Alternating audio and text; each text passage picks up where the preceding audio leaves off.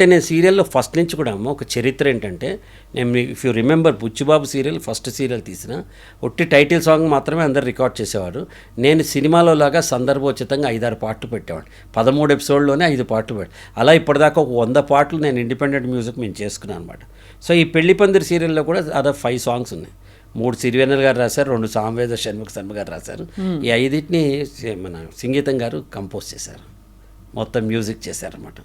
అలాంటి రేర్ కాంబినేషన్లో జీవితం గుర్రాల మీద పంచగుర్రాల మీద వెళ్తుంటే ఇంతకంటే బెస్ట్ చేయాలని అచ్యుతు, నేను, అశోక్ కుమారు, కాదంబరి కిరణ్ ఒకసారి వాసవి టీవీ అవార్డ్స్ చేస్తున్నప్పుడు నాగేశ్వరరావు గారిని చీఫ్ గెస్ట్ కింద పిలిచాం.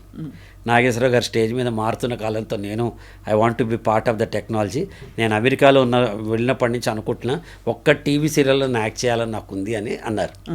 అంతే, స్వాతికిరణంలో కమల్ హాసన్ లాగా నెక్స్ట్ డే పొద్దున వాళ్ళ ఇంటికి వెళ్ళిపోయి ఆయన నొప్పించేసాం. మరి ఇంత పెద్ద నాగేశ్వరరావు గారిని తీసుకొస్తుంటే కథ ఎవరు చెప్పాలి అంటే పరుచూరు బ్రదర్స్ నొప్పించాం.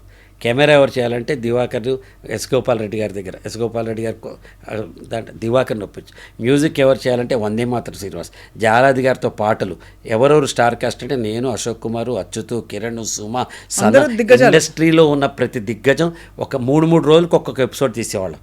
ప్రస్తుత పరిస్థితుల్లో ఒకరోజు 3 ఎపిసోడ్లు తీస్తారు, అప్పుడు 3 రోజులు. ఇంత పెద్ద బడ్జెట్తో అత్యద్భుతంగా జనాదరణ పొంది బ్రహ్మాండంగా చేసిన సీరియల్ నాకు ₹1 కోటి నష్టాన్ని తెచ్చింది. కారణాలు లలితం, నష్టం వచ్చింది అంతే.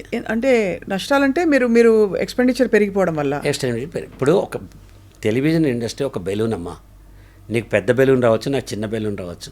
ఆ బెలూన్లో ఎంత గాలి వాడాలో అంతే గాలి వాడాలి. కానీ కమిషన్ ప్రోగ్రామ్ కిందకి లేదమ్మా, స్పాన్సర్డే. సో వాళ్ళు ఇచ్చే టైం ఎంత ఉంటుంది? స్పాన్సర్డ్ ఒక 2 నిమిషాలు ఉంటుంది కదా, దాంట్లో మనం అమ్ముకోవాల్సి వచ్చేది. ఇప్పుడు గతంగా దాని ఎవరి వల్ల అయింది, ఏమైంది, నాదే తప్పని నేను అనుకుంటాను. అన్నిటికంటే బెస్ట్ ఏంటంటే జంజాల్ గారు అంటారు, మన మీద మనం జోక్ వేసుకోవడం, మన మీద మనం తప్పు తీసుకోవడం ఉత్తమం అంటారు అనమాట. నా మొహంలో ఉన్న మొహాన్ని చూసినందుకు థ్యాంక్స్ అండి ఎవరైనా. ఇప్పటిదాకా నా మొహంలో ఉన్న మొహాన్ని భరించినందుకు థ్యాంక్స్. నా మొహం అంటాం కదా, మొహం అనేవారు అనమాట. సో అలా వచ్చేటప్పటికి మళ్ళీ దీని నుంచి it took another 7-8 years for me to come out. Second mistake. First అన్నిటికీ రెండింటికంటే ముందర నా దృష్టిలో ఓన్లీ యాక్టర్ కింద నేను సినిమాల్లో నేను కంటిన్యూ అయి ఉంటే ఈ రిస్కులు, ఈ వ్యాపారాలు, ఈ స్ట్రాటజీలు, ఈ మొహమాటాలు, ఈ నెమ్మత్తనాలు, ఈ నష్టాలు, లాభాలు ఇవే ఉండే కాదు. యాజ్ అన్ యాక్టర్గా మిగతా యాక్టర్ లాగా నేను కూడా హ్యాపీగా ఉండేవాడినేమో. అది ఫస్ట్ మిస్టేక్, వదిలి రావటం. ఫ్యామిలీ స్టార్ ప్రదీప్ గారు ఏదో కిరీటం వచ్చేది ఏముంది అందులో. అప్పటికే నన్ను అంతా అదేంటి first time generate NT Rama Rao గారు, నాగేశ్వరరావు గారు నేను నిన్ను ప్రేమిస్తున్నాను రాదా అని చెప్పేటప్పుడు 18 ఏళ్ళ అబ్బాయి నేను నిన్ను ప్రేమిస్తున్నా అని చెప్పడానికి జనంలో కనెక్టివిటీ అట్లా పెరిగి మంచి పేరు వచ్చింది నాకు. సో ఆ ఫస్ట్ మిస్టేక్ సినిమాలు వదిలేయటం, second mistake 3 star, third mistake Nageswara Rao గారితో సీరియల్ చేయటం. ఈ 3 నాకు జీవితంలో నేను పోగొట్టుకున్న డబ్బు కంటే విలువైన అనుభవాన్ని ఇచ్చాయి. 100% అవును. ఇది నేను తీసుకున్నా.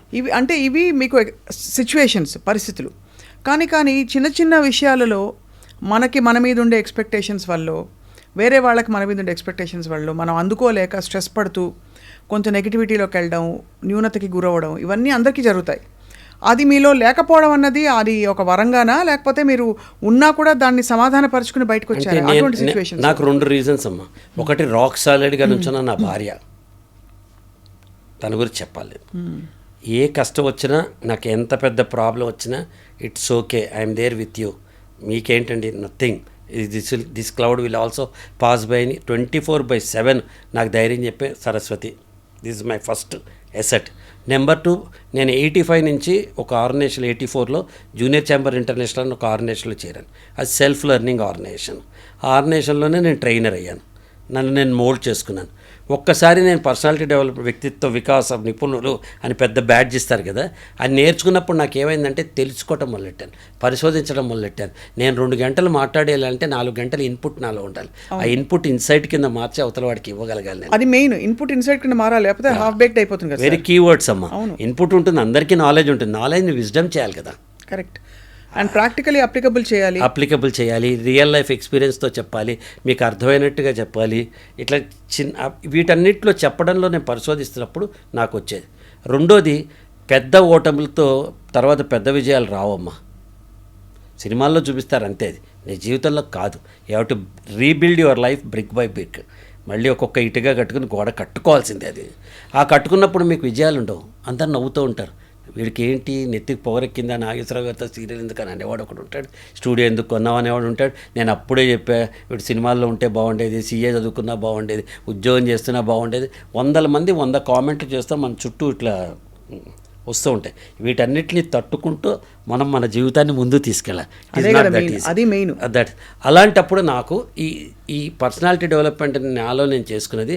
ఇక్కడ చిన్న చిన్న విజయాలు వచ్చాయి. నేను స్టేజ్ ఎక్కి మాట్లాడేవాడిని, సూపర్ అనేవారు. నేను నా లీడర్షిప్ క్వాలిటీస్ టెలివిజన్ ఫ్రటర్నిటీలో ఛాంబర్ అని పెట్టి అక్కడ జేసీస్ ఆర్గనైజేషన్లో 23 ఏళ్ళు యాజ్ ఎ కింగ్ మేకర్ అని నేను as a thread behind the garland. నేను 23 ఏళ్ల పాటు రోజు కొట్టుకు చచ్చే ఆర్గనైజేషన్లో 23 ఏళ్ల పాటు ఎలక్షన్స్ అనేవి లేకుండా ఒక కుటుంబ వ్యవస్థను తీసుకురాగలిగాను. అది అంటే నా ఇది తెలియని విజయం. అందరూ అనుకుంటే వీడేంటి అక్కడ పోయి 4 గంటలు టైం వేస్ట్ చేస్తున్నాడు, వీడు స్టేజ్ ఎక్కి 1 గంట వేస్ట్ చేస్తున్నాడు టైము అని అందరూ అనుకుంటారు. ఒకడు ప్యాక్ ఆడతాడు, ఒకడు కష్టంలో మందు తాగుతాడు, ఒకడు విషం తాగుతాడు, ఒకడు పక్కవాడిని హింసిస్తాడు, ఇంకోటి రోడ్డు మీద పడి దొర్లుతాడు నాకే కష్టం వచ్చిందని. వీటన్నిటికంటే నాకు నేను సంలాయించుకోవడం బెస్ట్ కదా. అంతే కదా. I did only the positive side of it. ఎప్పుడు నేను ప్రాబ్లం అయిందనుకో మొహం కడుక్కుంటా, ప్రాబ్లం అయింది, అద్దం పగిలిపోయింది, ఇప్పుడు మనం చేయగలిగింది ఏముంది? ఏడిస్తే ఏం చేయలేము. అద్దాన్ని అతికించాలి, లేదా కొత్తది కొనుక్కోవాలి, లేదా ఎవడద్దం తెస్తే వాడికి సారీ రా నాయన అని చెప్పాలి. అంతే కదా. ఈ మూడిట్లో టిక్ చేసుకుని అదే చెప్తాను. సో ఈ నష్టాలను ఎలా భర్తీ చేశారు ప్రాక్టికల్? మళ్ళీ సంపాదించడమే. అంతే. భగవంత మళ్ళీ కింగ్, మళ్ళీ లేస్తాం మళ్ళీ సంపాదిస్తాం అంతే. కెరటం అంటే నాకు ఇష్టం, పడినందుకు కాదు, పడినా తిరిగి లేచినందుకు అని నారాయణ రెడ్డి గారు అంటారు ఒక చోట. Every time you fall down you rise. Virat Kohli 100 కొట్టాడు, వాళ్ళు వదిలేస్తాడా మ్యాచ్, వాళ్ళు వెళ్ళి 100 కొడతాడు. నిన్న 0 కొట్టాడు, వాళ్ళ మ్యాచ్ వదిలేస్తాడా, వాళ్ళు వెళ్ళి మళ్ళీ 100 కొడతాడు. మనం అంతే. Yesterday is a mystery, yesterday is a history, tomorrow is a mystery. ఏమవుతుందో తెలియదు. Today is the present you have, present which you can give to your own self. నీకు నువ్వు ఇచ్చుకునే బహుమతి ఈరోజు. Live in the present. So ఏదో ఒకటి ఆశయం, ప్రేరణ లేకపోతే మనం, అంటే మీలాంటి వ్యక్తులు ముఖ్యంగా ముందుకెళ్ళడం చాలా ఇబ్బంది కదా.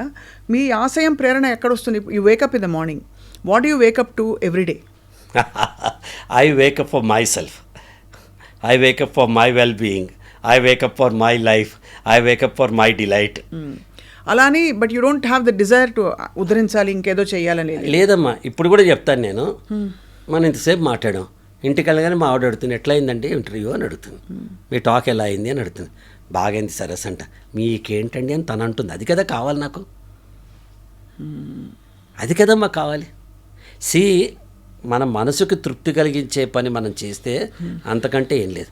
When there are no expectation there are no disappointments. అది దీనికోసం అడుగుతున్నా నేను. సో బెస్ట్ థింగ్ మీరు వస్తారు, కింద నుంచి ఉంటారు, నాకు బొకే ఇస్తారు, దండేస్తారు, షాలేస్తారు, ఇక్కడ తీసుకొస్తారు అని ఎక్స్పెక్టేషన్ చేస్తే మీరు గులాబీ పువ్వు ఇచ్చినా నాకు డిసప్పాయింట్మెంట్ ఉంటుంది.